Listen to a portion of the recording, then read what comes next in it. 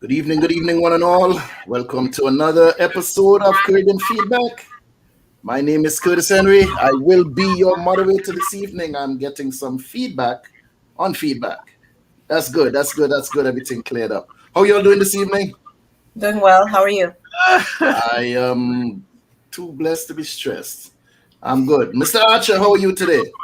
I am 5 blessed, my brother. 5 blessed. 5x. Yeah. Well, I do not believe our esteemed guest, Mr. Mark Chase, will be joining us this evening. So I do apologize on his behalf for anyone tuning in expecting to hear that baritone voice, that presence that Mr. Chase so kindly lends to the show on a weekly basis. He will not be here this evening. So you all will just have to put up with Sam and myself. I'm getting some feedback. Good night, Lucy O'Brien. How are you doing? Sam and yourself. Joining us. Bright. What am I? You have a baritone voice? No. All right, then. Sit down on the side and settle yourself. It's the man thing going on here. All right? Just calm down. You better hope Judith come on. Otherwise, it's trouble for you this evening. Not struggle. I ain't say struggle. I say it's trouble for you this evening. It's trouble. Mercy. Trouble. You have 2 men to deal with. So hope Judith join you and she can bail you out of some situations. Good night, Lucy O'Brien. How you doing there? How is the weather? How is the vibe? How is the situation down there on that beautiful sunny island that I'm missing? Talk to us in the chat, Lucy. Let me know how things are going back home. How things are going in your village. Everything stopped. When I stop talking, I hear, okay, it's my echo I'm hearing coming back at me. That's what it is. You probably have to do a little adjustment. Adjust the adjustment. Yes. Wow. Yeah, I know this is when I speak, I'm hearing that echo coming back at me. Nevertheless, we are going to go right into the show. No wasted time here on Caribbean Feedback. So, Mr. Archer. Yes, sir. What you do best? Run the thing. What I do best? Oh, run the thing. Okay, yes. We're gonna run the thing right now. We're running.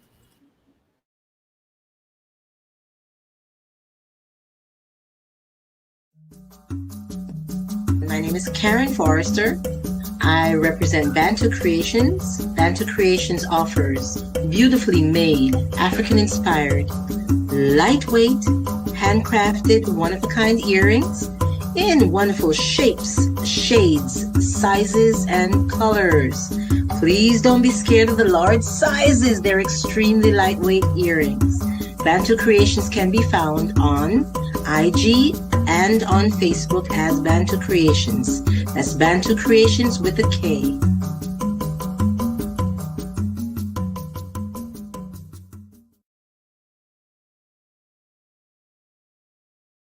Check me out, chriskeys.com. I'm worldwide. Tony Altamirano. Hi, I'm Gina. What's up, everybody? I'm Win Vu, award-winning remixer. Koya, I'm an artist. Hi, my name's Justina Bethel. Hi, I'm Mike Bowen from Denton, Texas. How you doing? This is Tom Cutt from Music by Tom Cutt. Check out Samuel E. Archer's book, Hybrid Executive. We are in the business, and here's how you can be a better business person because you're running your business. You can find my music at JustinaBeth_EL on Instagram or JustinaBethel.com, and I am a hybrid executive. I'm a hybrid executive. I'm a hybrid executive, just like you. Follow me at Koya Music, and I'm also a hybrid executive. I'm worldwide, baby, but just know I'm a hybrid executive. That's all you need to know, baby. Get on up, B. Check out my music, MikeBowen.com. I'm a hybrid executive. I'm a hybrid executive. Yes. And we are back. So Lucy said it's raining cats and dogs these days. For those of you who don't really understand that, it's not really cats and dogs falling from the sky, but Really? it's just a lot of rain. Seriously. Sometimes Jamaicans have different sayings, you know. Jamaicans. So I don't know. Maybe when you all say cats and dog, maybe dog and puss probably falling out of the sky. I don't know. So when we say cats and dogs, I was just trying to explain to you as a non-Trinidadian, what is it we're speaking about? Explain to anyone that cats and dogs when we say from the sky. Okay, look, she talking there. She felt bad. Hi, Lucy.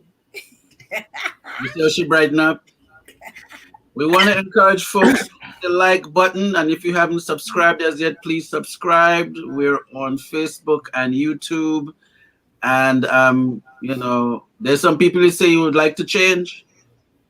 There's some people who say you like to change, Mr. Henry. Who that I would like to change? Yeah, people you would like. No, sir, no. I've made that mistake in my life trying to change people. Speak about the devil, they show up. But no, I've made that mistake trying to change people. That will not work. That will never work. That one hand, shake it. Boom.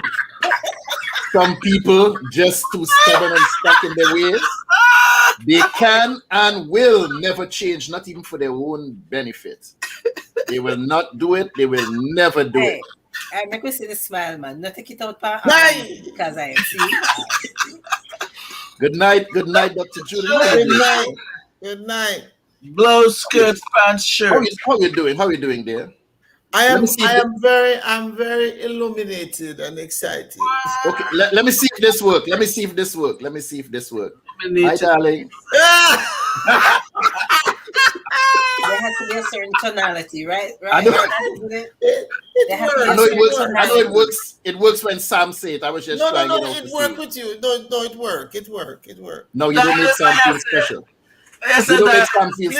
Listen, everybody is special in their own way, in their own time.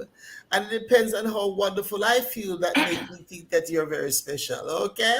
That's right. I just graduated tonight from the Board of Commissioners of Rockdale County. Yay, congratulations. Academy, Government Academy. Okay, before I start clap, you say what exactly does this mean when you say you graduate? Graduate from what? I don't know. It's an academy started by the county that I live in. It's an academy for citizens academy. And so they choose 20 people a year to enter this program. And you go through all the rigors of each level of government and the court system and all of these things you're acquainted with and whatever. And I started it and I finished it and I want to go to my bed now.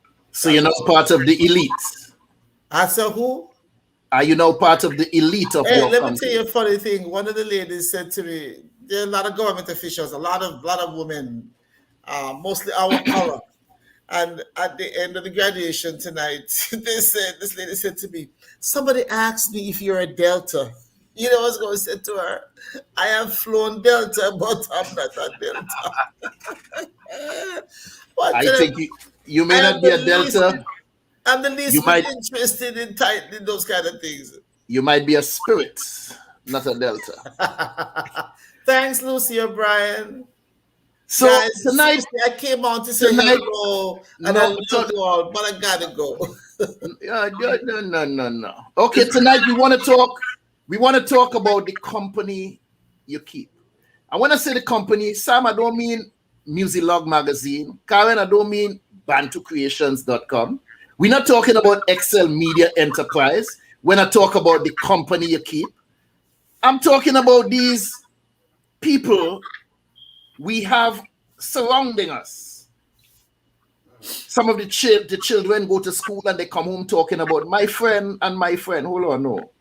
That is your classmate. Thank you. That is your classmate. Thank you very much.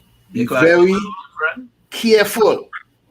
My grandmother used to say, friends will carry you, but they won't bring you back. And she drilled this in our heads. I was about 6-7 years old. I've been hearing this. Friends will carry you, but they won't bring you back. And we had to make sense out of what she was saying. What type of people do you associate with and refer to them as friends? Way too many times that word is often misused. We meet a total stranger today, find that we share some of the same interests, we share a few stories, spend some time socializing with them, and without realizing it, we somehow begin to refer to them as a friend. Not I. A very good friend of mine, the Oxford Dictionary, defines the word friend as a person whom one knows and with whom one has a bond of mutual affection, typically exclusive of sexual or family relations.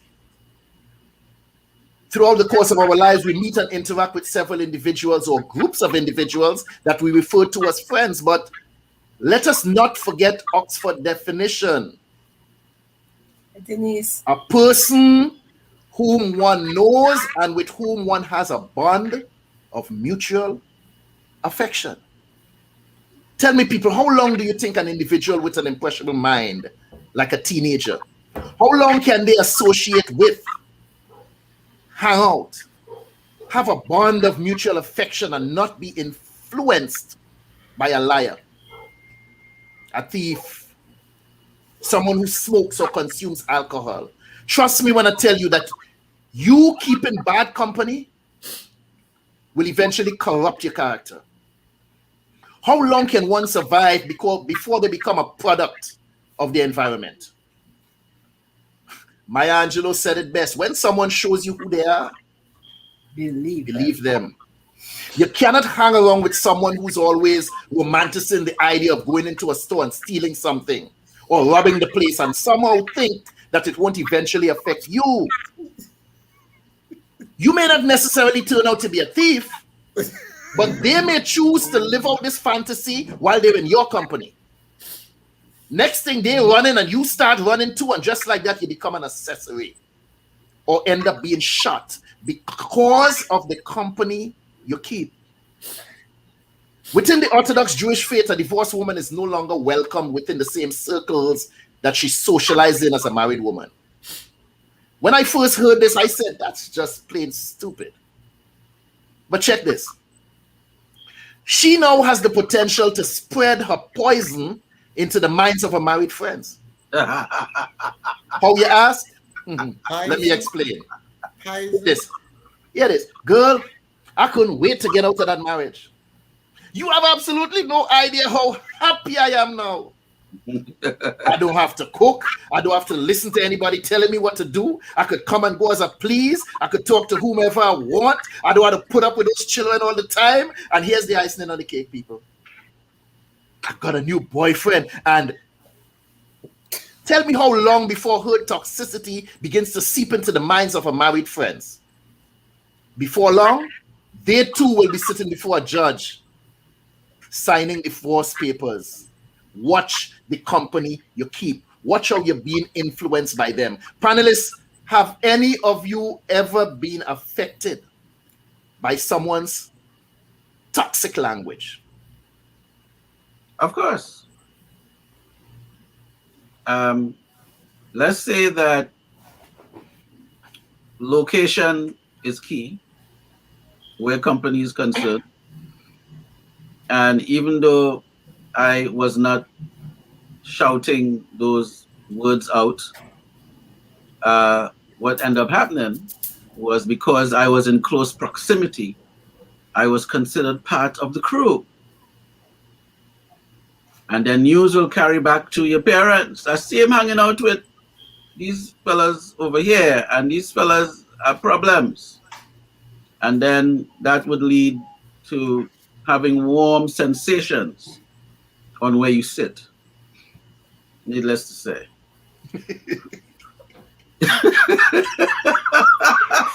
It took a while, but I catch it. You could have a future in politics. That's true. You're so careful with your words, man. Damn. There are people that you enter a room, whether it's co-workers or certain family members with whom you don't allow yourself too much exposure. You walk into the room and it's like there's no air in the room. You just know that there was nothing positive being said before you entered, and that energy is palpable, you know. And if it's coworkers, I distance myself. If it's family, I distance myself. I have no problem doing that at all. Immediately. Can't breathe in that type of space. So, yeah. But I some people stick through it and try to maneuver. I don't. I exit whatever the space is. I think the other thing too is that we're all at that, you know, at certain ages you're impressionable, your formative years. You have to learn as you go. So you might feel a certain way but not understand why.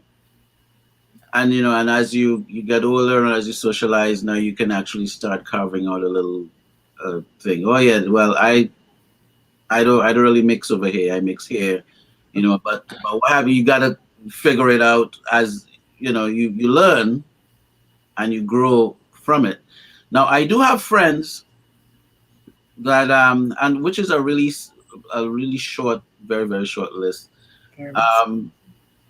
I may not see them for 2, 3, 4 years. Have no conversation, nothing, and when we meet, it's like we're picking up from where we left off. You know, those are friends. Now, company, of course, is a different kind of thing. But sometimes there's a thin line between the friend and the company. You know, it could sort of work with you or it could mess with you, because if one of the friends and them not really handling this thing right, then it can affect you being in a certain, you know, circuit. So it's a learning experience as you go. But what do you use to differentiate though for someone to end up in that exclusive category, that zone that's called friendship zone? Is it a matter of time spent with an individual? Is it a matter of an individual proving themselves to be something other than? What is it for you? There's a time factor to it. There's a time factor to it because you know, I think what Karin was talking about is that like a gut instinct. Sometimes you have this gut instinct where a flag will go on in terms of, okay, there's a positive flag or it's a negative flag. So if you hang around this person and it's like a now thing, and you know those little red flags keep going, there's a good chance that your gut is saying something to you.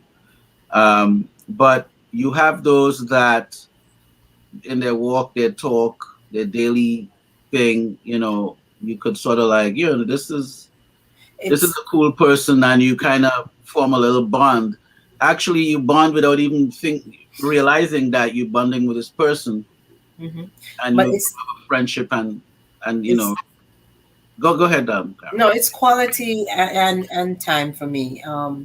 I had someone about 2 years ago that I thought we vibed so beautifully. We just flowed. Very open person, but then I started to pick up on. I'm a very good judge of character, and sometimes I give the benefit of the doubt. Maybe I'm a little sensitive. I'm a Pisces. I pick up all these sensations all the time from people. But when I realized, no, Pisces feel everything. We feel everything in a space. Everything. You feel the current. Good and bad.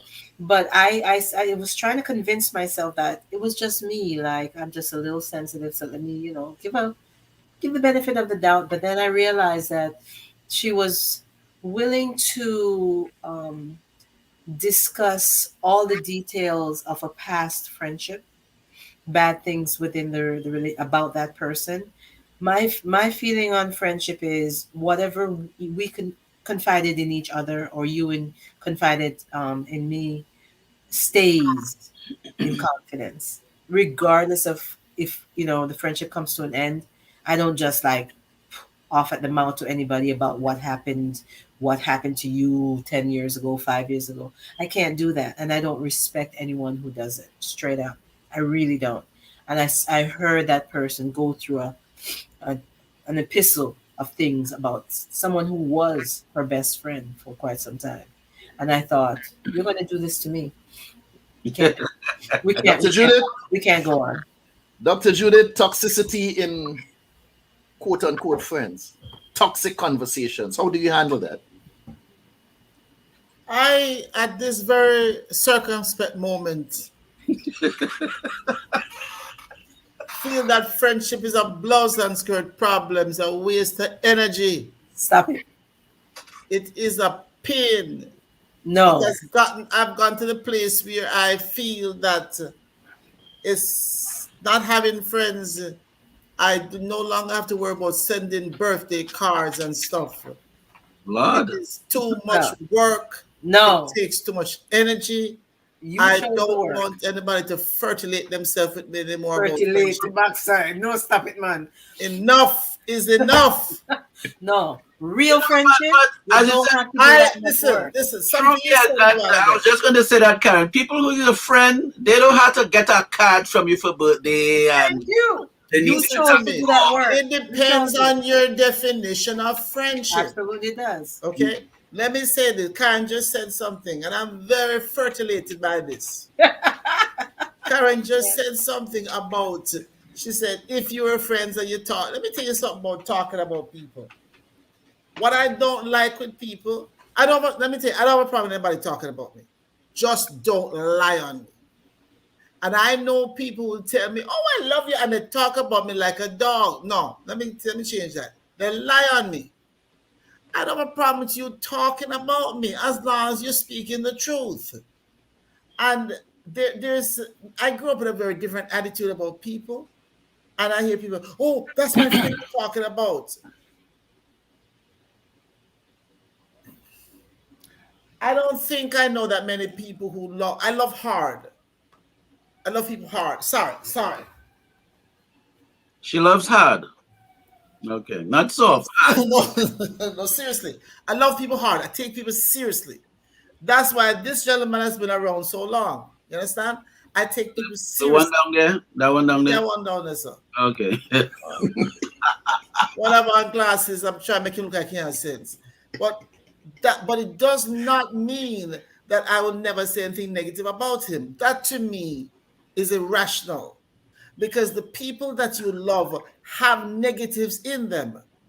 And there are times that you will be irritated or hurt or whatever, that you'll say something. For me, it doesn't mean that I no longer love the person or care about them, respect them. It means that at that point, they irritated the crap out of me. And I'm human. I'll say, boy, Curtis is a pain in the whatever, or Sheila or whatever. And what I find is that people say, oh, I can't say that, you can't say that about your friend. Friendship does not mean that you deny the negative truth about people. It is a misconception. It's a fallacy. It's a joke. There's a difference between saying something about your friend and disclosing private matters. That's a different story. That's a different story. Okay. No, I don't believe in that. Okay. I don't believe in that. I mean, that I don't believe in at all. Let me tell you something. People tell me things that I've often said, especially the last few years. I could start World War III, 4, and 5 by saying the things that I know or people have told me about themselves and other people. If I were a careless, uncaring person, I'd just blurt out anything. That I agree. Just to talk people's secrets, no, that's inexcusable. Let me talk for a minute about the gossipers. Those people who always ready to tell you some juicy secret they heard about something or about somebody. Whenever somebody come to me and say, yo, such and such, say such and such, they come and they tell me such and such about you. I'm looking now and I'm scratching my head and I say, why did they feel so comfortable telling you? All right. I may not say it, but that's the first thing that goes through my head. What is it about you that they felt comfortable enough to come and tell you? Right. Maybe it's something else that they know about you, that you participate in this same type of behavior, and you all are two kins. It was a sort of kinship.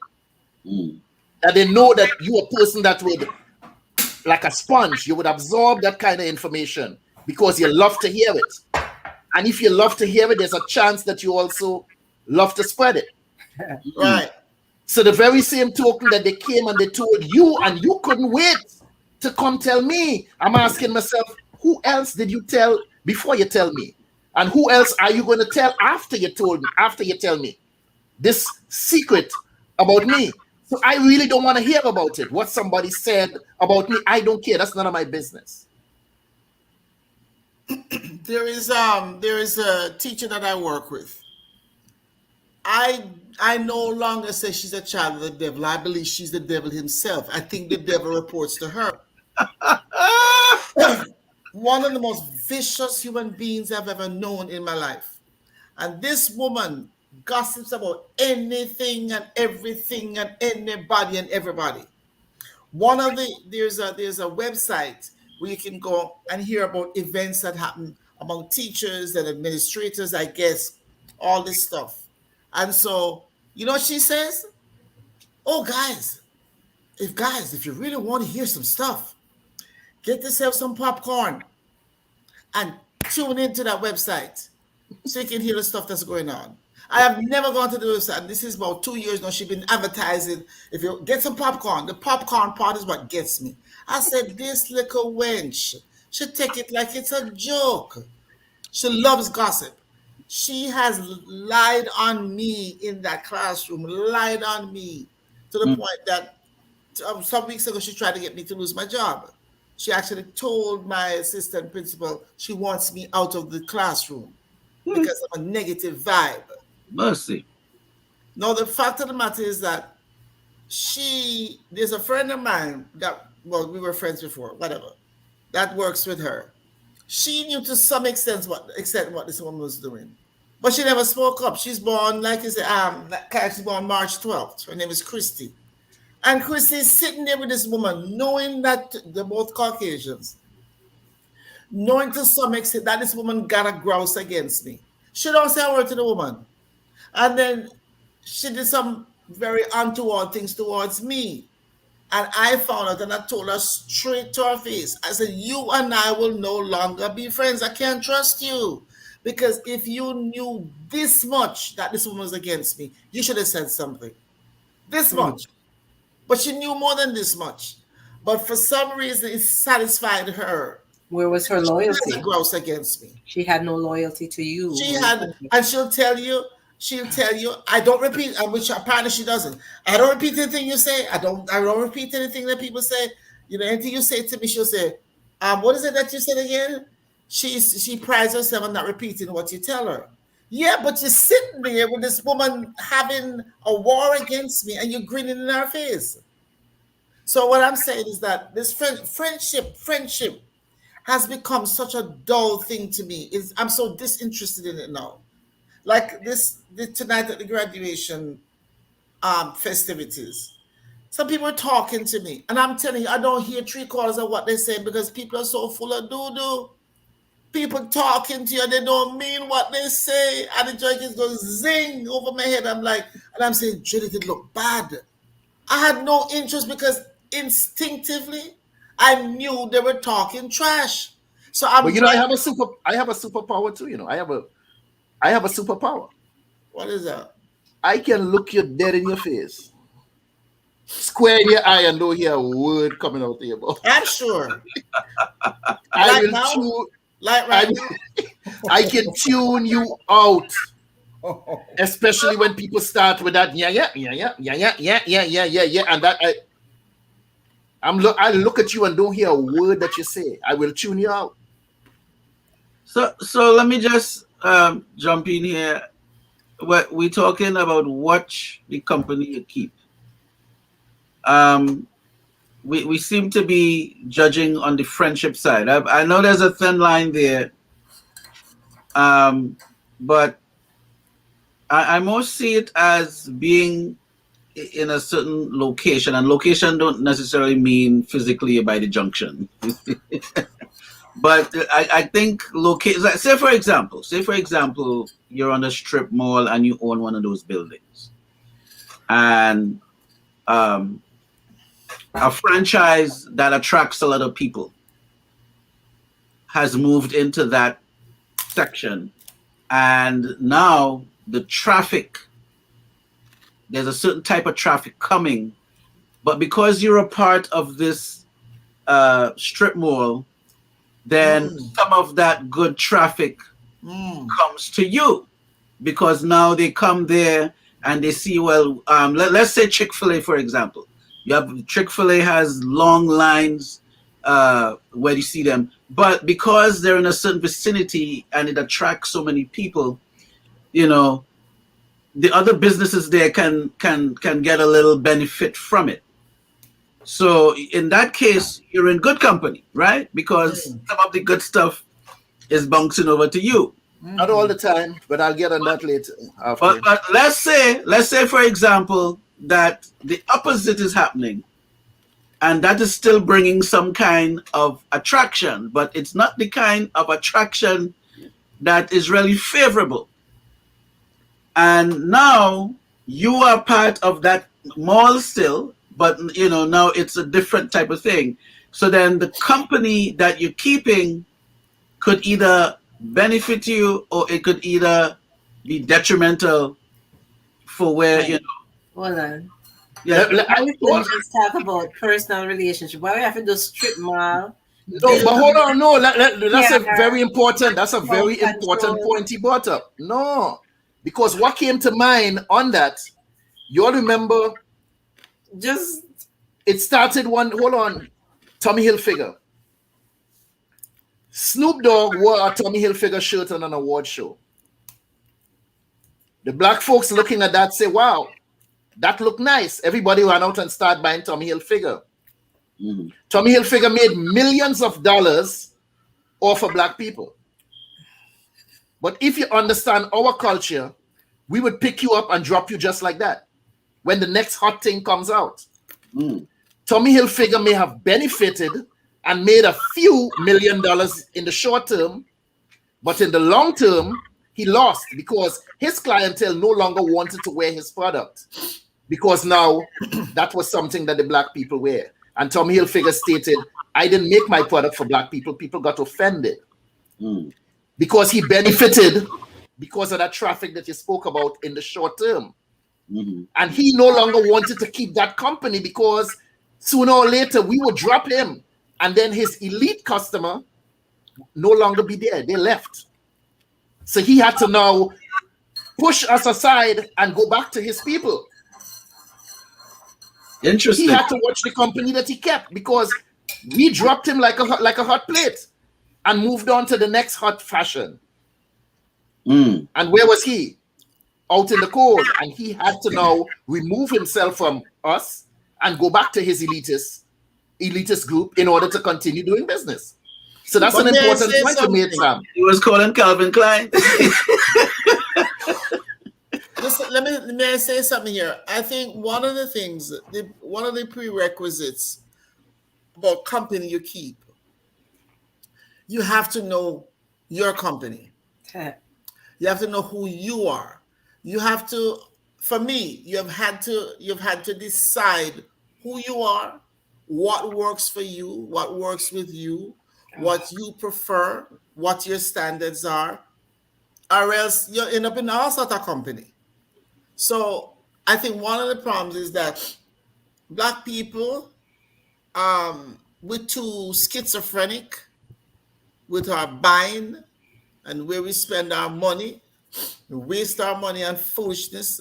I have one of my little students, this poor little child can barely walk straight, literally. She got mental health deficits and stuff. And they don't even send snack for her. But she wearing Calvin Klein shoes and all this stuff. And I get so irritated today looking at her with these shoes on. And they have the weave in her hair. And when it's not done and not kept up, it looks real bad. And so I constantly wonder if people know who they are. Now she can't know who she is. She's got so much stuff going on. But in order to decide this is bad company, I must know what kind of company is good for me. And what happened, I think especially in these days, a lot of people don't know who they are. They have no idea what they stand for, what anything. It's just, well, this works right now. They don't think it. They don't think that we are saying that, but that's what they're doing. They're transient in their likes and dislikes. And so the thing is that some people don't care what kind of friends they have. They don't care what kind of company they keep because they ain't good company themselves.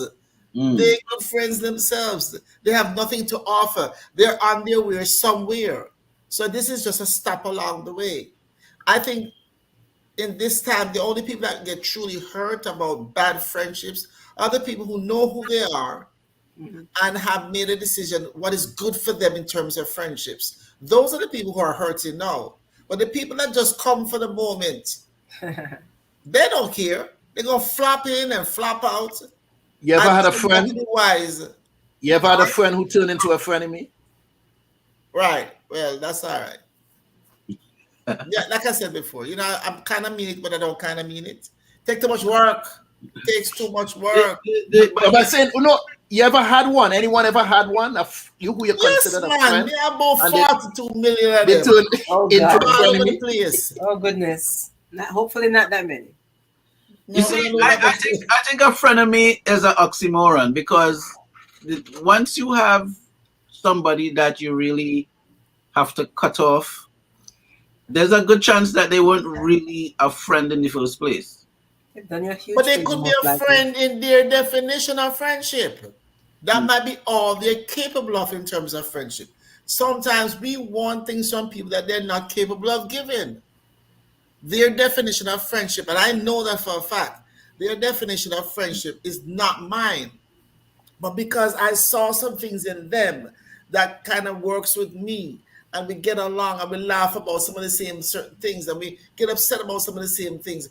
Oh, that's my friend. But very few people like a friend I had for over 40 years. We're no longer friends. But I always knew she had a struggle with me. She just had a hard time with me. And so what was the hard time? If I accomplished something, it disturbed her. And I held on to her too long. Because she kept showing me who she was. But then in the last few years of our friendship, she said, every time I got ready to say, listen, man, this got to stop. You know what she said to me? But Judith, we have known each other for 50 years. And I said to her finally, I said, that is no blasted qualification. You can know somebody forever. I said, Curtis, I have a friend on Facebook, say I've known him for 42 years. I don't know how deep that friendship is, but the fact of the matter is that everybody views friendship in a different way. Very much so. Everybody. But what about Judith? Sometimes you have. I've been through this, and I know someone right now going through it. They have what she referred to as house enemy. Someone in your space, in your living space, who is working against you, divulging information that goes on within the walls, within the confines of the home, and divulging this information to people on the outside, working against you inside of the same house that they reside. She referred to that person as a house enemy. How do you deal with it? That's on a different level. The question is this. Why do we, and this includes me, why do we deal with these sorts of people? It might be a If child. you know somebody's divulging stuff about something why don't you tell them to get their blouse and skirt out of your way? It might be a child. Well, that does happen. So you need to do your backside them. Sorry. You get them one blouse and skirt lick and tell them to sit down someplace. Because there are children who do that. There are children who do that. Since we're on relationships, let me bring in something else here. I personally don't believe that any one man could be everything for his wife. The lover, the friend, the confidant, the inspiration, the sounding board. Unless his name is Curtis. How do you all respond to jealousy from a mate who doesn't want you to have anyone else in your life, let's say, filling one of those roles? Or any other role. I just called off a few. The friend, the confidant, the inspiration, sounding board, not the lover. That's supposed to be that husband. Oh, okay. But when you have a jealous mate who doesn't want anyone in your life filling any of those roles, when he or she of themselves cannot fill every role that you may need as an individual, how do you respond to that kind of jealousy? That's a very, very good question. How do you respond to it? There's really not much way you could respond to it in our society. If there's certain rules and regulations, some of the rules are unwritten, and I'm not talking about a rule in a rule book, but there's a basic relationship expectation. Again, we're not talking about intimacy. We're just talking about general. Now, but the person that's closest to you, or the person who you're intimate with, may feel a certain way about the folks around you. But it's really more of a selfish in nature, opposed to, well, these are people you knew for a long time, or what helps to make you you is your interaction with this core of people that you would depend on, that for some kind of support at some point. But because they are not providing that for you, then it becomes an issue that now they want you to cut all of that off so they could have you all for themselves. But as you said, they can't provide that, or there's no alternative that they have going on. So now you have to just either you're like them husbands who reading the paper on Sunday morning, or during the week he finding time to read the papers because he really, or maybe the wife is disgruntled and she can't do much, so she reading the papers too. So or there's some new activity they have to find. Maybe they're drinking. They have to take a drink to make it through this, because now what was naturally there for them to exist isn't there anymore. So these are new things that's coming out of that. But that does exist. That does exist, where someone wants to cut off the other things around because they just believe that they're supposed to be in your face all day and that's who you're supposed to be seeing. And it happens. Ever had to deal with jealousy, Karin? Not really. Not that type of jealousy, because I've always felt secure in my relationships, the real ones. Not just the little dating situations, but the real ones that I count. I've always felt very secure. So I don't think anyone really felt like I was dividing my attention between him and somebody else. I've never really got that feedback. So I can't say no yes to that. Sorry, I'm about sniffling nose here. If I'm dealing with someone and they're into like having me cut my people off, then that's a red flag. Because that is something, unless there's something negative that they're seeing that they can say, you know what, this is not really a good situation here. That's something else. Because now they're looking out for you.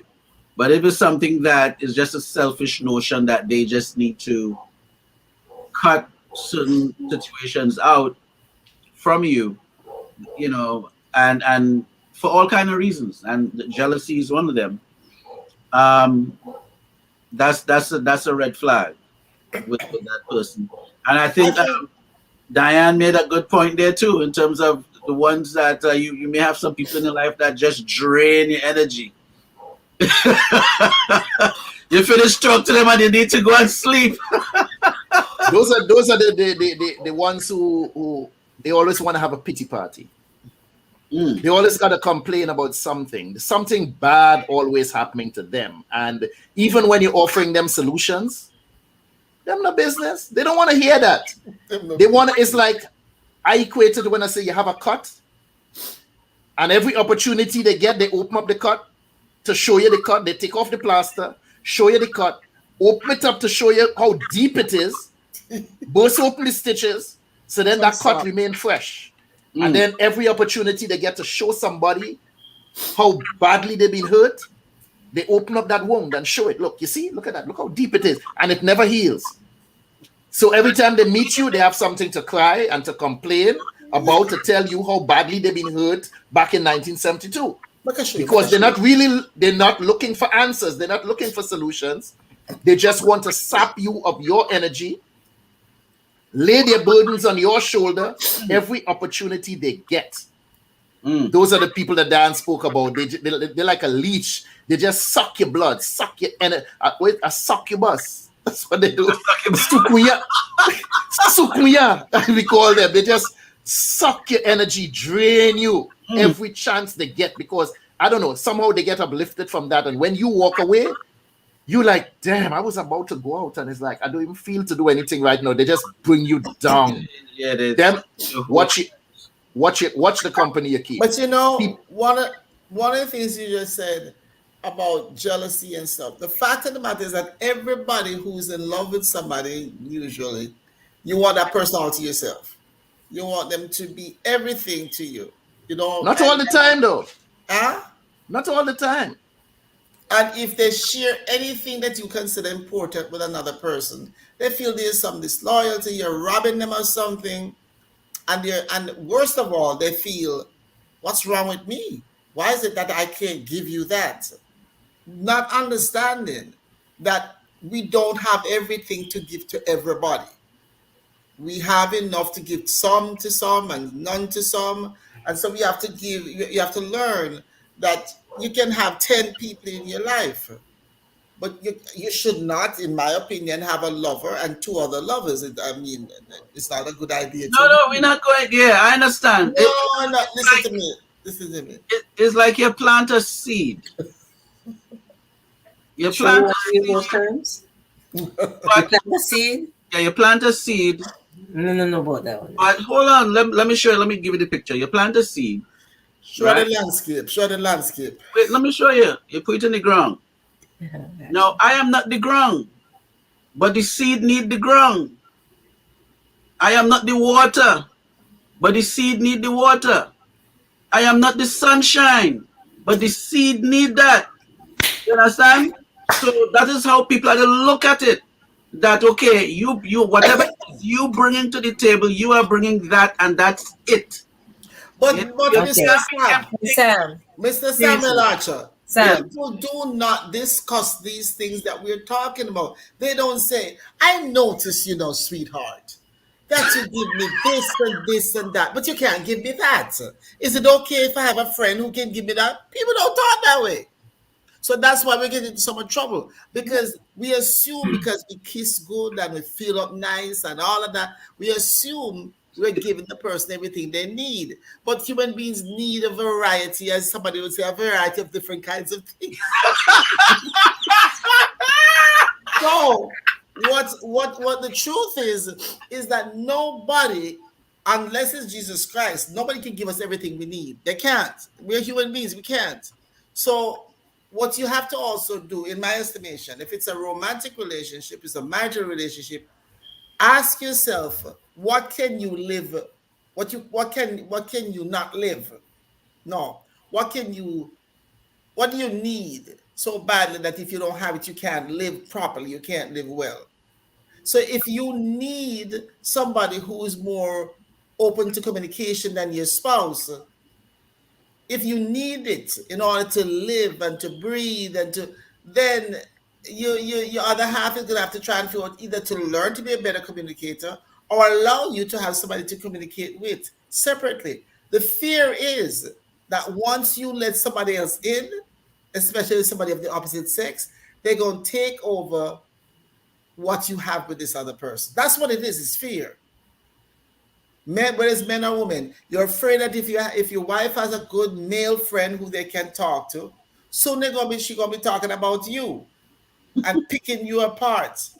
And next thing you know, your marriage is in trouble. Same thing with the woman, same the vice versa. So I think what it is that we have to have a certain amount of confidence about ourselves and say, listen, if she needs to talk to him and it makes her feel better, and this is the great part, it makes our relationship better, go talk to him and come back. Yeah, the same way that you would want some time to yourself, don't you want the same for your partner, husband, whatever, for him to have his buddies go wherever, whatever they do, basketball, whatever sport that they do, to have some time to themselves and with your friends. I mean, Karen, I it's agree. so healthy. Karen, and I want agree my with own you. time to go shopping, to go to the beach, to whatever. Karen, I agree with you, but here's where I have issues with that. Sometimes you have a mate, a girlfriend. This is throughout life. All we here, we up there already, right? Somewhere throughout life. Let me talk to you, Sam. You might deal with a girl, and she quick to tell you, you see Patrice over there? Patrice is a hoe. Patrice this, Patrice that, Patrice this, Patrice that. But you and Patrice best friend. I kind of wonder, how is it you telling me that Patrice, Marcia, and Doreen is hoes, and all four of you all hang out together, but you're not a hoe? Something about this troubles me. The very same way when they talk about all their friends, and each and every one of them is hoes, and that's your three best friend. She's trying to stop them being hoes. Oh, and she stopped. No, I think when you now want to go out in the company of these people, I have a problem because of the picture that you painted of these individuals. Because now it puzzles me. They say birds of a feather flock together. And here you are, a company of four, a flock of four. And you telling me three are hoes, but you're not.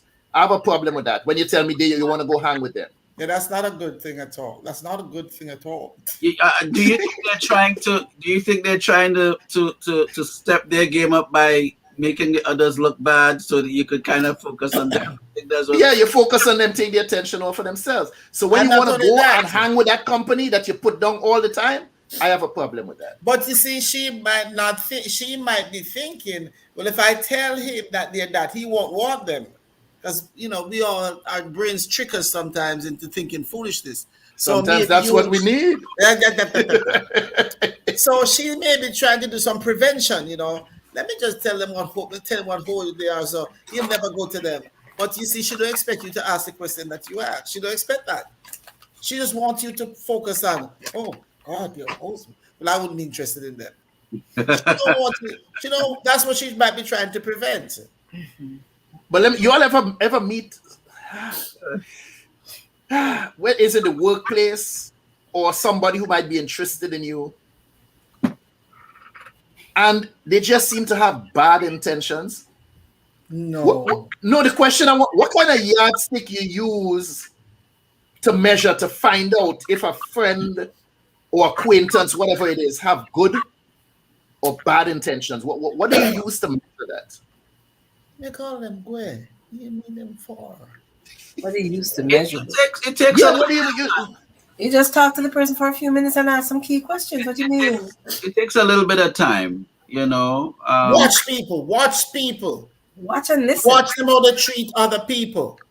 Oh, yes. Watch how they treat other people. I watch people at work, in my personal life. How do you talk to your ex? I once heard speak to his I don't think they were divorced yet, on the phone, and I was in the vehicle with him, and I'm thinking, oh wow, the nastiest language you could ever think of. The nastiest words. I thought, this is diagnostic of any future that we would have together. Forget it.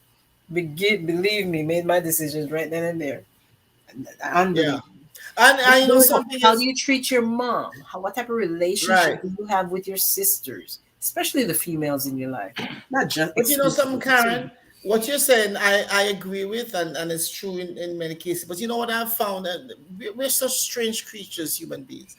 There are men who do exactly what you're saying there, and the next woman, he treats her like a queen. That's because she won't tolerate the crap that he gives. Okay. And she in turn might beat him up. Maybe physically and emotionally. Time drunk my time the fool and can't pull the same stunt with every woman. Right. And you see the same man, you say, but what are you talking about? It meets a match. So the thing is that some people, like I was thinking about this the other day. It's amazing how some a man might be married and he's a nasty person, horrible to his wife. And every day when I say these things, it can mean the opposite. It can mean the woman. And he's nasty to his wife and unkind and vicious. And he meets the person that he really wants to be with and really cares for. And this man becomes, for lack of a better term at this moment, a pussycat.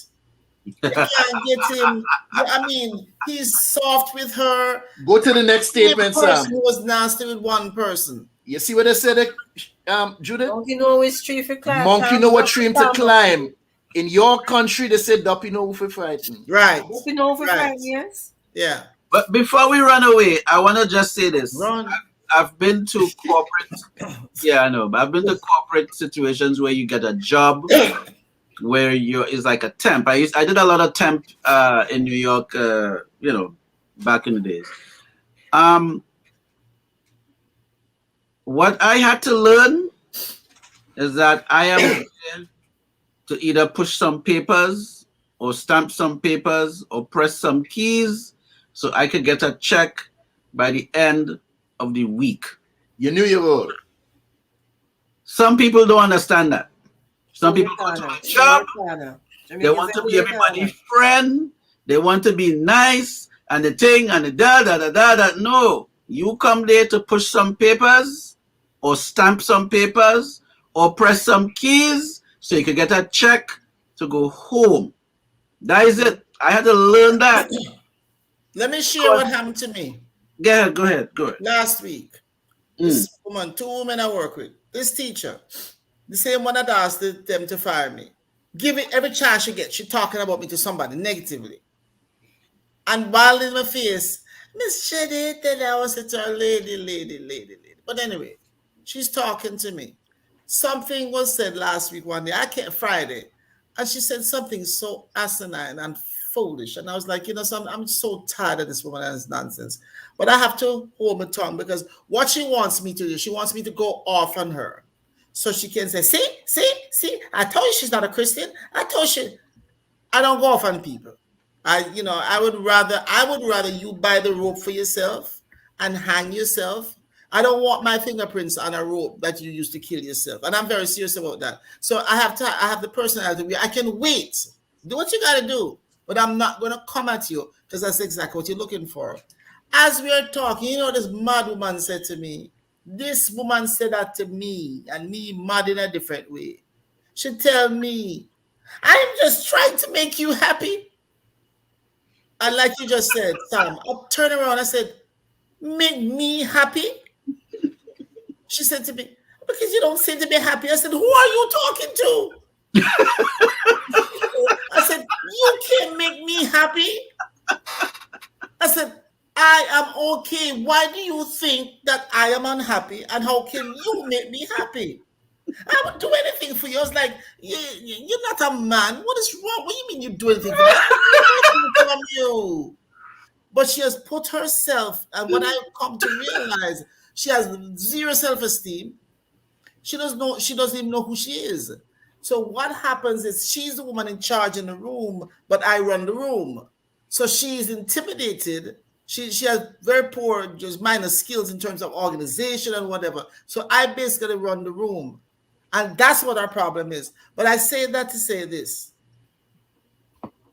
People are confused. I said, let me explain this to you. I come here to work. Like you just said. The two of them in there are always remembering when payday is. I said, well, how come I don't remember when payday is? You know why? Because I go to work. And because I work, I'm going to get paid. That's right. right. I'm not getting paid. Because it's automatic that I put in the time and the money goes into my account. But these people are working every day and friendship. And I said, even though I said, you're my friend, we are friends or whatever, understand something. My priority is to work. Because I get that paycheck. That's what I come here for. I've seen you throw jobs away for that nonsense. Yeah, but you brought up something just now. As Sam talk about this friend, people confuse co-workers once again with friends and friendships. They take all their business and they let it loose on the job site. And you know, unfortunately, so many people in this day and age, we living in this virtual world, caught up in the matrix, believing that this social media is real. We spend so much time in a space where, like Sam said before, you're meeting someone's representative. You're on a platform like Facebook where you have 323 friends.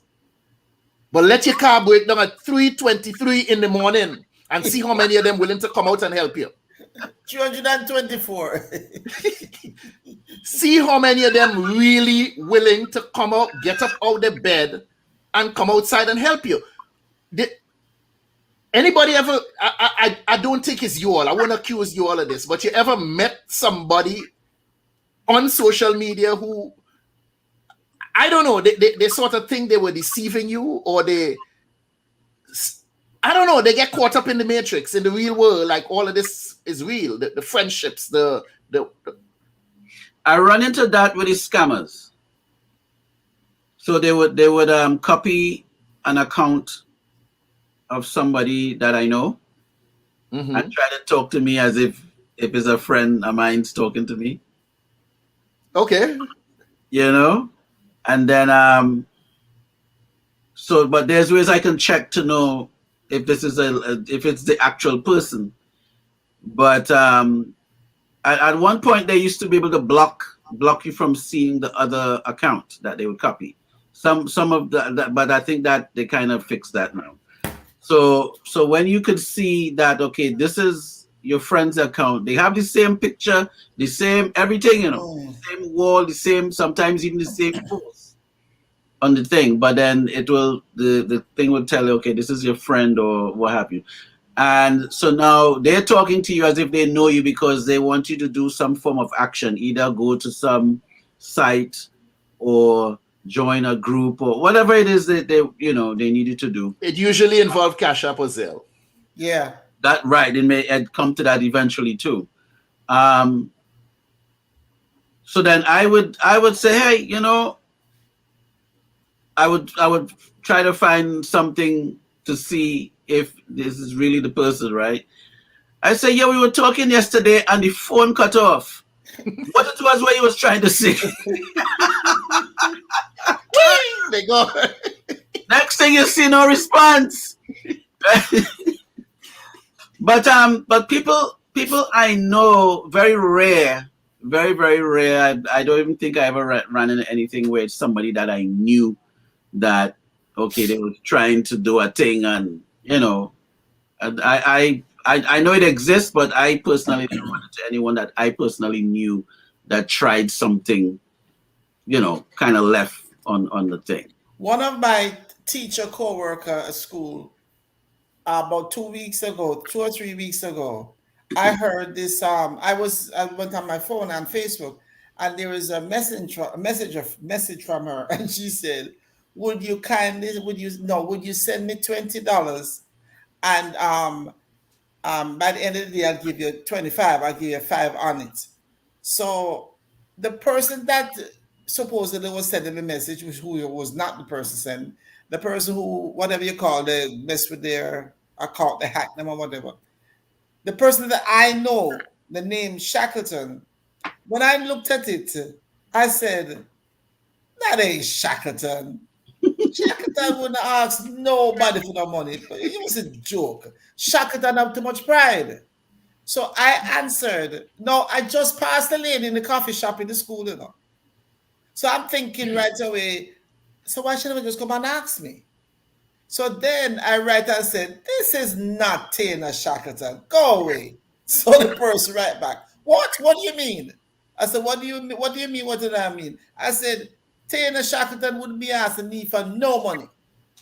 Oh, no, I'm out. I'm out and I'm buying some things and I ran out of cash. And I said, that is not Tana Shackleton. She would not ask me for any money. Do you know how many people that sent money? Thank God Tina found out and blocked it. You know, people sent money, including the idiot that I work with that wants to make me happy. Send this woman money. You know what I said to them? She said, but I thought it was real. I said, do you know Tina? Does Tina look to you like she'll borrow $20 from you? Plus, we're on the job. Why wouldn't she just come to the classroom and say, listen, can you lend me $20? Why would she promise to pay you $5 more on it later? I'm saying that to say what you said, Curtis, and then what Sam answered. The problem is we are in all this communication, and Karen always emphasizing communication. The problem is that we're not communicating. We're making a lot of noise. But if you know Tina, if I that woman I'm talking about, she is not going to ask you. She'll go to a bank and beg them $5. She's not going to ask you. When I went to her later on or the next day, because she had to leave, some of our mother's older friends were sending money to this person. Wow. When I went to the classroom, you know what I said to her? I said, Tina, you wouldn't ask me. Her husband owns a business. I don't care how flourishing or not flourishing. She would go to her husband. So I said to her, you know what I said to her? I said, I guess I said, I don't understand it, but I don't get the impression you would do that. You know what she said to me? With all my pride. then she said afterward, I said, well, I guess I don't care because all these people sent money. She said, yes, you don't care for me. They sent it and you didn't send. I said, because I knew it wasn't you. So like a black boy in Florida, take our money and buy Gucci bag of Gucci shoes and some foolishness. I'm saying all of that to say this. Oh, they found him? Yes. That was a good one, but let me tell you why I mention it here is that friendships, whatever associations we have, if you don't know people, you can, because I would not fall for that. If I get something that said Curtis asking me for $20, I would not believe it. In all the years I've known Curtis has never begged me for money. No, sorry, but Curtis would not ask me for money. He never has, and his character, like I told my teacher. Wait, he never has money, or he never has? No, never asked that for me, please. For money. But okay. I also said to her, I pay attention to people's character. There's certain things that certain people will not do. So she was like, but I just thought if she needed it and I had it. I said, you don't listen, do you? Tina Shackleton wouldn't ask you for money. But so what I'm saying in essence, we've got to learn each other. We've got to learn. That's sometimes how loyalty comes about. In other words, if somebody tell you, you know that Karen went down to Broad Boulevard and go to the meat store and ask the man for a pound of ground beef. First of all, she don't eat those things. So if somebody tell me, I say, no, you're not. No. No, she makes some vegetables, but she don't eat. So you have to know, but not ground beef. No, you have to know people and say, no. So that's the whole thing. Is that I think friendship is that you should know each other. You should have a knowledge of what the person would do and wouldn't do, what they would say and they wouldn't say. Not that you have a perfect relationship, but you have a pretty good. I would love to have a friendship like that. No, I can say this. I know a lot about people around me, but I have been told recently that the people around me don't want to be close to me because I can look right through them. Okay, I am sorry. I can't change my eyes. It's not my physical eyes that's the problem. It's the other eyes. It's the vision that I have. So the thing is that I would rather have 10 of me around, and I say this sincerely, than one of some of the people that claim they're friends with me. Because first, they lie to you. Your dress look wrong, and they tell you it's okay. If you wear makeup, it's blotch on and say, no, man, you look good, man. No, man, everything nice. If I can't trust you, I don't want you around me. Karen wants to say something. No, I was just thinking that after you've lived a couple of decades on this plane, if you have one or two people that you know are your true core friends, you don't need anybody else to know. As far as friends, I have acquaintances. Yeah. But I have no friends here in Florida this time. I mean, I shouldn't say in Florida. There's one up in Tampa. But I I don't I don't need you to be my friend. We can hang, we can go out or whatever, but I don't need, I feel like Your friends are a very short list. yeah, like three people Very that I short list. know. I can call at that 3 something in the morning and say I'm stranded here. I know I would do that for that person, and that person would do it for me. But for the people who say one thing and do something completely separate, you're not a friend, and that's all right. That's all But right. going back, I just wanted to share one little story with that Sam, a mutual friend of ours. Let me just call her first name, Carol. Right? Same situation came over social media that she and her husband were stuck, I think in Istanbul or somewhere. They got robbed and lost their purses and wallets and passport, and they're at the embassy, and one long Crimea River story. And they needed some money, and she decided to reach out to me, since she knew me for all this time, to send her some money, and she'll straighten it out when she get back. But of course, you smell a rat, and I knew something was wrong with this. So I text back on the Facebook thing, and I said, on the street that you grew up, there was a school. Was it Hilltop, Hillcrest, or was it Hilltop, Hillcrest, or Hillside? No response. So I said, Slinger blank is the mighty blank. Arrow. You could answer that, right, sir? Of course. No response. And I had quite a few other questions like this. This person just faded into oblivion. And then the real person responded and said that I'm glad you didn't get caught with that. But by the way, the name of the school is, and she gave me the proper name, which was not one of those that I mentioned. So I left out the real one out of the choices. And someone down there answered, Slinger Francisco is the mighty sparrow. So if you're not from Trinidad or Grenada, you may not be able to answer that question, period.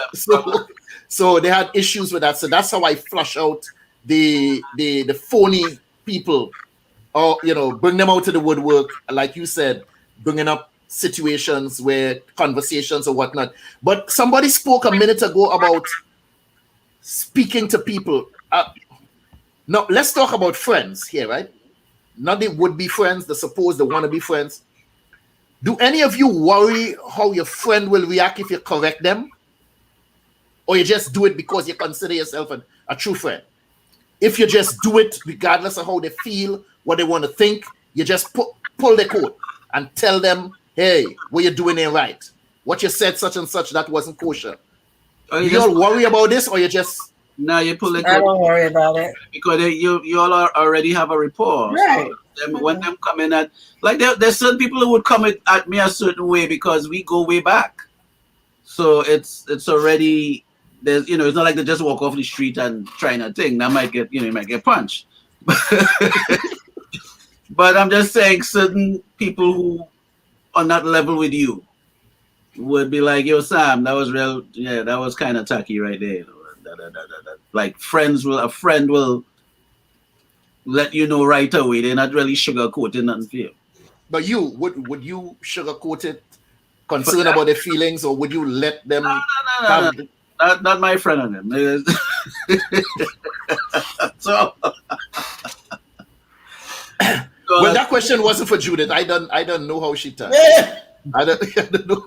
People are willing to test someone that they would consider as a future girlfriend, boyfriend, husband, but they're not willing to test future friends. You have to test your relationships. And they have to ask certain questions and certain conditions.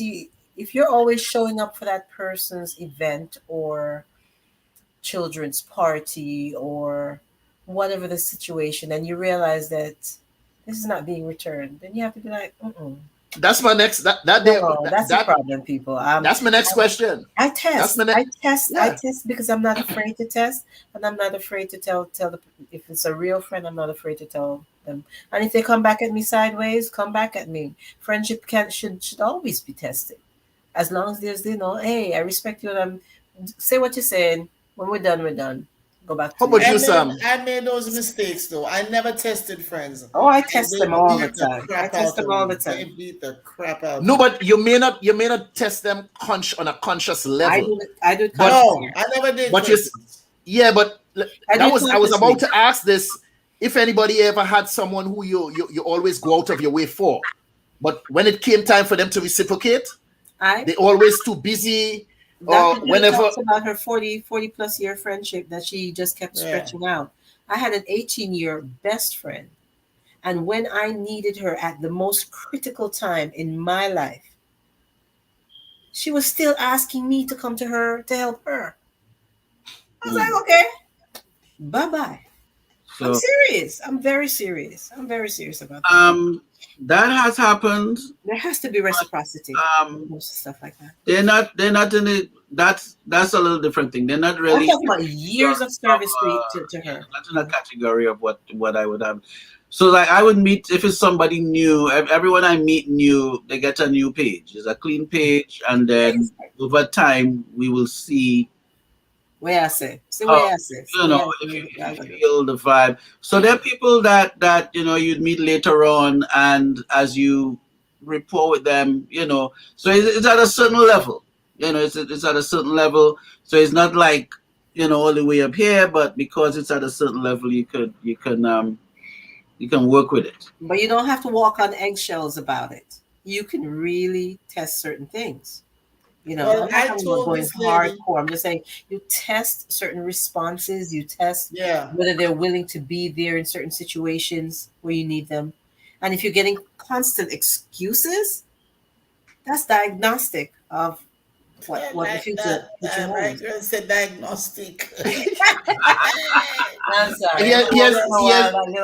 Here's the other part of that, right? Well, personally, over the course of my life, I met quite a few people. Their favorite radio station is WIIFM. What's in it for me? What's in it for me? And like I say, whenever you converse with this person or you meet them and you're catching up, somehow the conversation is always centered around them. Mm-hmm.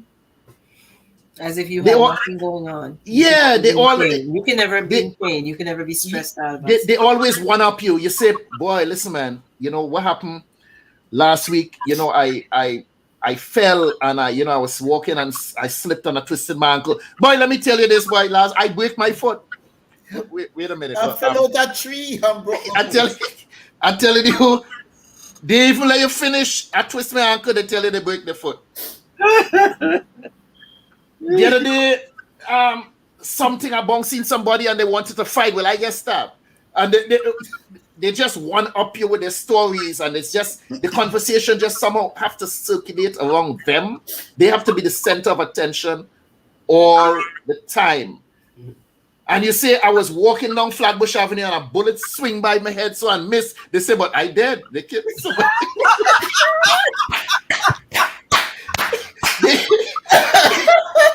It's a dead man right now.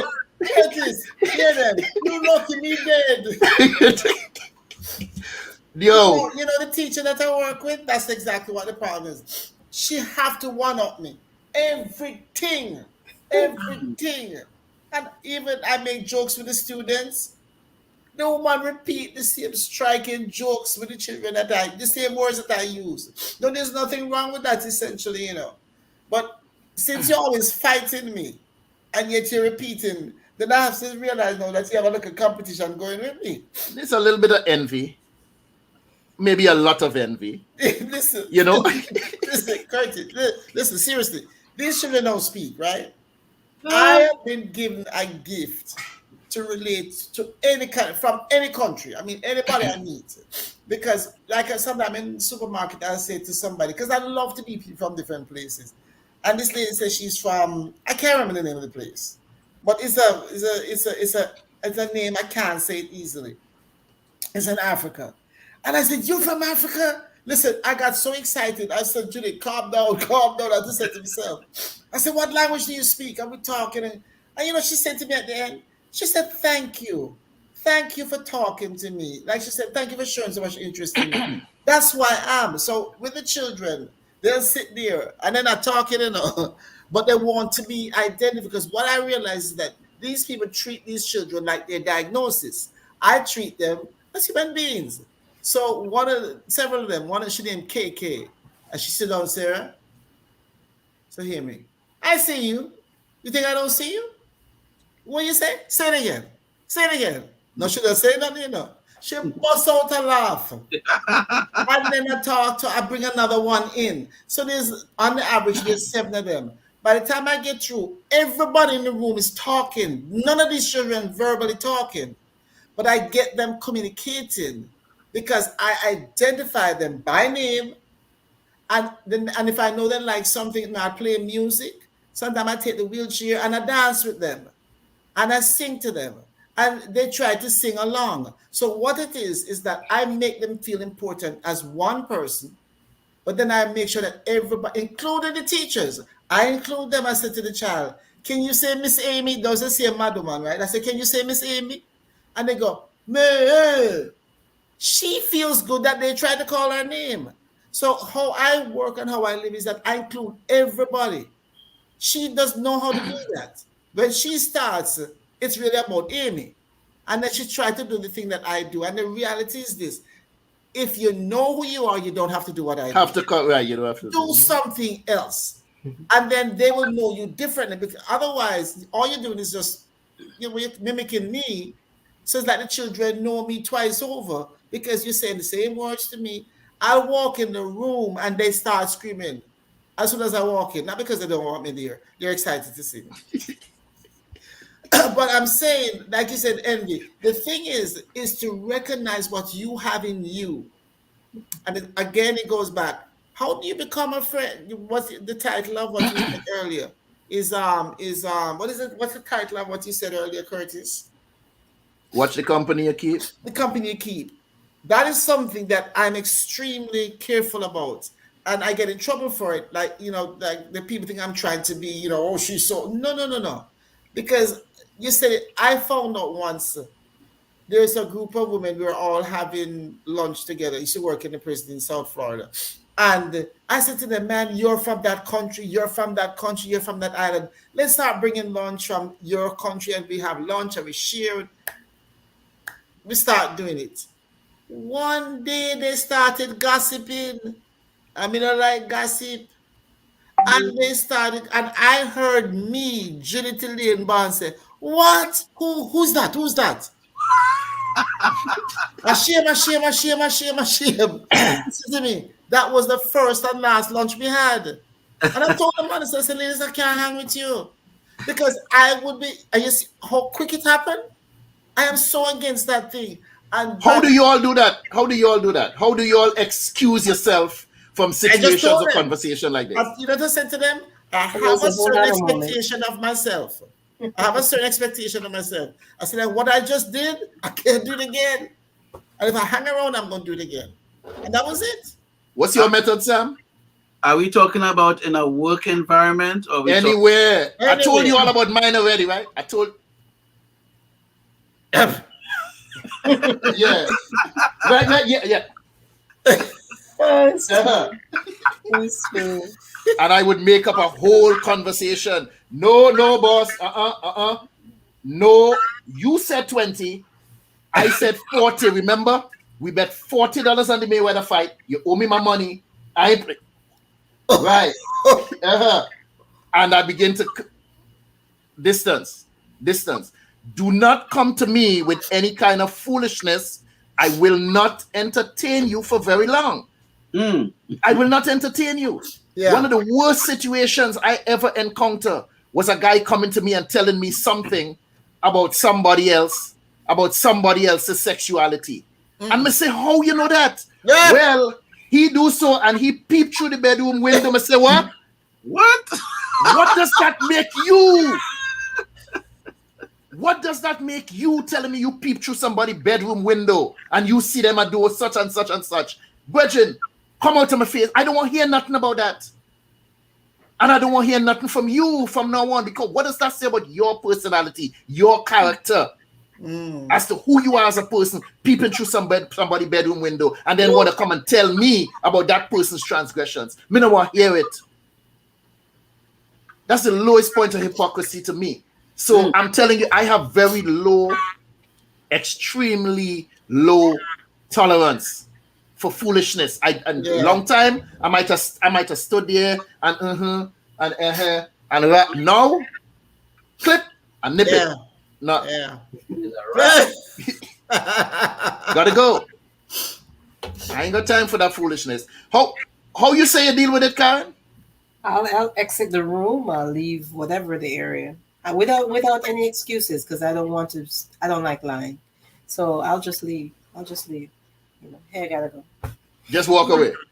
I just walk away, and I won't allow myself to get into that group or with that person again. Okay, so as we conclude here, like you said, the title of the show was "Watch the Company You Keep." Give me your pearl of wisdom in case somebody tune into this late. Sum it all up. Let me hear your true feelings and talk to somebody who might really need to understand how to handle situations and some of the pitfalls and what they should and shouldn't do in situations like this. Karen, you take us home. As Dr. Judith says quite eloquently, know yourself. When I was in my teens, I remember knowing what I wanted for my future profession. I was really on a path, being guided by counselors and so forth. And started, I guess, I was lonely or something, and started hanging with some girls, and they went to a building and hanging out smoking. And I'm like, nope, this is not for me. First and last. But I don't hang with drinkers per se. I don't hang with smokers or people who use other drugs. I just made a decision way back. This is not what I want. I don't want it to spoil something I'm going for, or when I became a professional, I didn't want to do something that would endanger my license because I worked for it. So certain things have always been important to me, and it's not putting a halo over my head. I just know what I like and I know what I don't like. So I don't do certain things. And as I said before, test your relationships, all your relationships, not just the romantic ones or the ones that you're going to have a sexual contact with. Test all your relationships. Test the acquaintances. What are you all about? Are you just about the fluff stuff, the superficial stuff? If we're just hanging out and shopping, fine. But if we're going to go further and have a real solid thing going on, test your relationships. What are you willing to do? Are you willing to be honest about certain things? If you're cagey, guarded, secretive, you're not my person. We can talk on some other, hi, how are you doing? That's about it. And I'm good with that. A few good friends, real good friends, that's enough for me. That's enough. That's a rich life for me.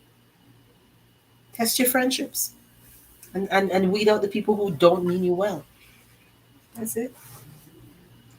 To piggyback off what you said, I have an 8-year-old son, and he said this maybe 3 years ago when he looked at his brothers and he said, that's not for me. At the age of 5, he looked at his brothers in a particular scenario and he said, no, I'm good. That's not for me. Wow. Meaning him not follow idle company. He don't care if you want to do it. He realized at that point in time, this don't feel right. And he stood his ground. Sorry, that's not for me. Judith, give us your closing remarks, please. 2 hours. I think I will go with what Karen said. I agree with her 150%. And so I'll go with what she said. I'll give you 2 hours. She covered it well. I have no need Seriously, I mean, she said, know who you are, set standards, decide you're not going to do this, you're not going to do that. And it's a lonely way to live, I can tell you that. But I don't have a lot of friends, but I'm quite content. I am quite content. Because like Karen said, I don't have people that, listen, I bought some Bailey's Irish cream the other day. I don't drink. I had a quarter of a glass. And I was out in no time. I woke up a little confused. But I am not going anywhere with anybody to drink anything. All right. I've never smoked. I've never used drugs. I mean, it's just things that, and even at work, one of the reasons why they pick at me so much is because I am so determined to be me. And I know that I can be me without 200 people. I know I can be me without other people's approval. As long as I make sure I'm respectful to other people, I don't put anybody down. I'm not trying to look down at anybody. But if what you do soothes you, keep on doing it. Keep on doing what you're doing, Sammy. But you can't do it. So that's it. Is that short enough for you or is too long? Yeah, that was very good. Mr. Archer. So we may have to start a section called "What is Sam snacking on tonight?" Tonight I'm snacking on mango strips that has been preserved. And they're very good roughage to keep things moving in the right direction. Keep things moving. In the right direction. In the right direction. Yes, we're not packing anything back. Oh! Oh! Yes, so keeping the company, watching the company you keep is very, very important. Very, very important, very key. Yes, Denise, really. Yes. Oh Lord. People saying oh Lord. But let me show you how important this is. I had two mutual friends. One is serving time.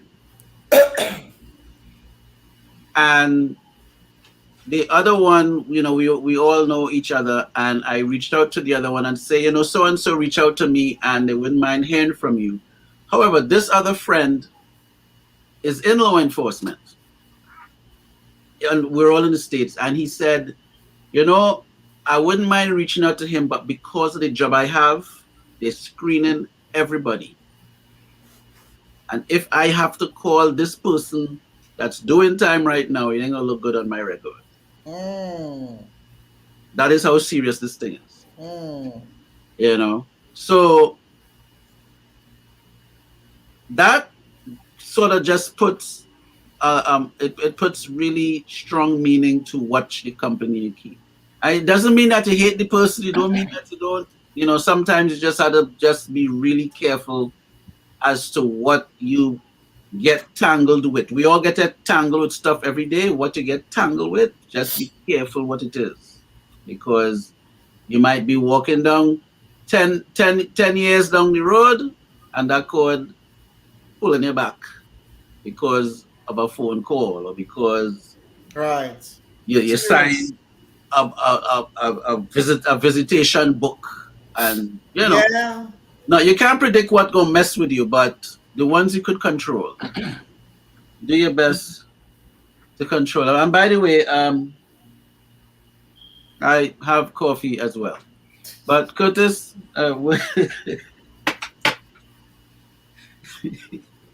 Mr. Henry, I don't want to, but I would like to share this with you before you say what you have to say, because it fits in what you're saying on a higher level. Now that Sam said that, my youngest brother, Chris, you met him. He's been an attorney for over 30 years. And he works mostly on government contracts. Now, I'm not saying anything here that I can't say, and what I'm saying is generic enough. So every few years, because of what he does, his siblings have to turn in their social security number and different things to be checked on us so we can be checked on. That we are not a risk and we're not a problem to mess with his stuff. So normally they don't call you, they get information from him and however they check it. They called the other day. I'm one of the people, one of his siblings that they called. Now this was hilarious to me. And the lady says to me, when is it that you first met him? I started laughing. I said to her, so I said, oh my God, Judith, I'm in trouble. You put Chris in trouble because I started laughing. She said, no, it's okay. I said, when did I first meet him? I said, I assume on December 3rd, 1962, when he was born. And it's a trick question. Because what they're really trying to find out is, do you really know him? Are you really his sister?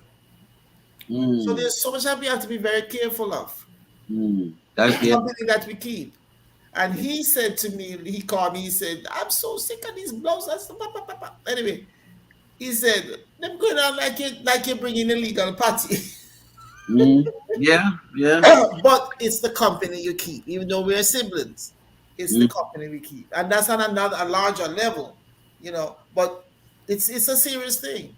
And I would hate to know that I have done something that would jeopardize him. Because in a sense, we are accountable to each other. So I understand what you're saying, Sam. That's why I shared that. Sorry, Mr. Curtis said. All right, important, man. Somebody's helped tonight. As we conclude, once again, I'd like to thank those who tuned in the chat, Miss Carol Knight, Trinigel Fly, Denise Williams, Lucy O'Brien, and Diane Roxanne Martin. Thank you all so much for your continued support. Thank you all for joining the conversation and always being a part of the chat. I urge those of you within the sound of my voice, subscribe to the channel. Go on YouTube, hit that little red thing that says subscribe. Click on that. Play the video. Give us a thumbs up. This will help the show to grow and gain the much needed support. Pass on the link to someone who you think can benefit from the information that we imparted tonight. Maybe you know somebody who need to check a few friends or check themselves as to the people that they associate with. Pass the show on, pass the information on to them so that someone else can benefit from the show as well. Like Judith agreed with Karen, I have to agree with something that Sam said. I am not saying that we should eliminate everyone that we don't agree with from our lives. No. But what we should do is limit association. Speaking about the company that you keep, use that word company and treat your life and your existence like a company. Learn to hire and fire people from your life. Fire them if their character or their conduct isn't aligned with yours, or if it can have adverse effects on your peace of mind, and worse yet, on your life. Learn how to hire and fire people. Learn how to let go of friends who exhibit jealousy instead of joy when you accomplish something. That is not a friend. I said the word before, that's a frenemy. Understand that these people, they're not really jealous of your success, They're just angry that you moving ahead while they're still standing still. They're angry at their own inadequacies. And that is what shows up as jealousy sometimes in relationships. Because you moving, they're standing still. For encouragement, I encourage you to be around people who raise your vibration. People who encourage and inspire you. People who make you want to be a better person. People who make you laugh. People who lift up your spirit. This is Curtis Henry. Bless. Peace and blessings. Hi, I'm Dr. Judith Barnes. I'm an author, a playwright, poet. I'm also a broadcaster by training, and I recently found out about 2 years ago that I can paint paintings, which means I paint sceneries, I paint landscape, I paint animals. I have just discovered, and so that I can do this. And so, along with all the other gifts and talents that I've been blessed with, have paintings, and they are on view and for sale on Etsy and also on Facebook. And if you desire to order any painting or order one of my books, because I'm also an author, please give me a call at 470-564-8267. That's Dr. Judith, and the number again, whether you want to just talk to me or order one of my paintings or one of my books, please feel free to call 470-564-8267. Thank you.